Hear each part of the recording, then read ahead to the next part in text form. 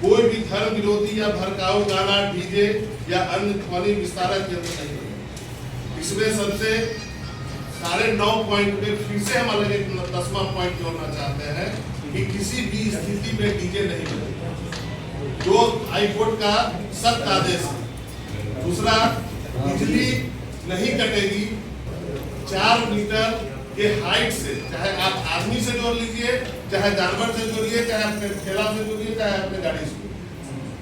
झंडा की ऊंचाई 4 मीटर से ज्यादा नहीं। 20 को और 50 को चोंगा लगा दीजिएगा तो फिर डीजे का तो वो बाप हो गया, तो उसको भी परहेज करना। रामनवमी से पहले प्रशासन सख्त, अखाड़ा समितियों को साफ चेतावनी, नियम तोड़ा तो होगी कार्रवाई। नमस्कार, आप देख रहे हैं RR भारत 24। मधुपुर में रामनवमी को लेकर प्रशासन पूरी तरह अलर्ट मोड में आ गया है। शांति और सौहार्द बनाए रखने के लिए हर सख्त दिशा निर्देश जारी किए गए हैं। अनुमंडल पदाधिकारी राजीव कुमार ने अखाड़ा समितियों और प्रशासनिक अधिकारियों के साथ एक अहम बैठक की, जिसमें साफ कहा गया कि नियमों से कोई समझौता नहीं होगा। बैठक में SDO ने अखाड़ा समितियों को कई जरूरी निर्देश दिए।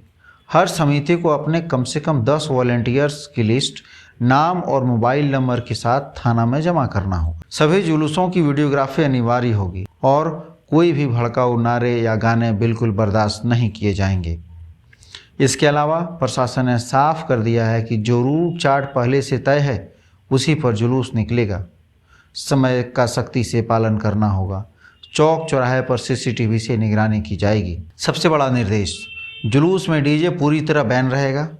शराब पीकर शामिल होना सख्त मना है। किसी भी तरह से हथियार लेकर चलना प्रतिबंधित है और जुलूस में लाइसेंसधारी व्यक्ति का मौजूद रहना भी जरूरी है। इस बैठक में SDO सत्येंद्र प्रसाद, BDO अजय कुमार दास, CO जामुन रविदास, नगर प्रशासक सुरेंद्र किस्कू और कई जनप्रतिनिधि मौजूद रहे।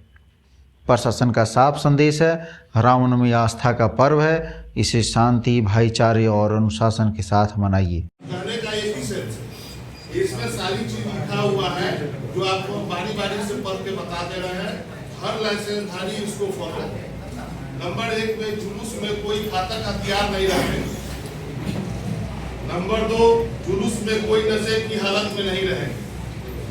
नंबर 3, लाइसेंस के साथ जुलूस में रहेंगे। जुलूस में आपत्तिजनक नारे नहीं करेंगे।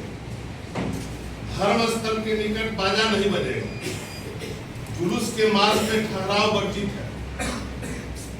जुलूस में शामिल व्यक्तियों के व्यवहार से किसी प्रकार का झगड़ा झंझट होने पर उसकी सारे जवाबदेही लाइसेंसधारी की हो।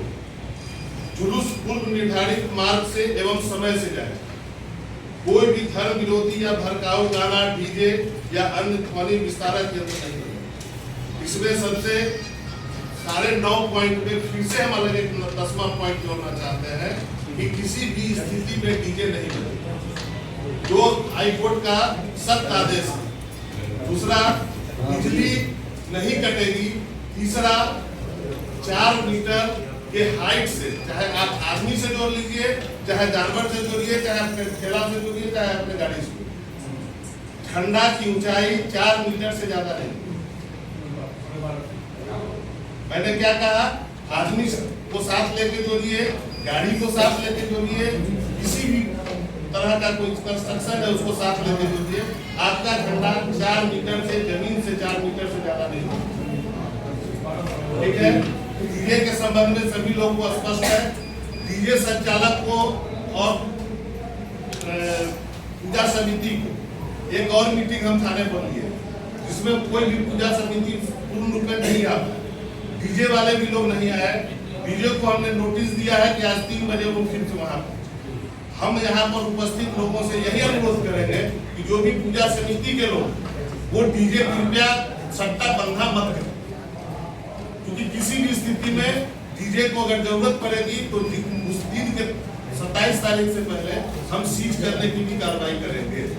इसमें किसी को कोई कंफ्यूजन नहीं हो, अपना पैसा बर्बाद करें। ठीक है? रही बात डीजे के जगह लाउड स्पीकर बजाना, तो ध्वनि विस्तारक यंत्र के संबंध में बिहार के नाम से ही वो नियम है कि आप कितने साउंड में बजा सकते हैं। उसका डिस्प्लिन का नाम है, जो थोड़ा सा कंफ्यूजन है, 35, 37 या 38 डिस्प्लिन की बात के आसपास। तो उस अगर आप डीजे नहीं बजाते हैं, चोंगा बजाते हैं, फिर भी उसमें लिमिटेशन, उसके लिमिटेशंस को आपको मानना पड़ेगा। 20 को और 50 को चोंगा लगा दीजिएगा तो फिर डीजे का तो वो बाप हो गया, तो उसको भी परहेज करना।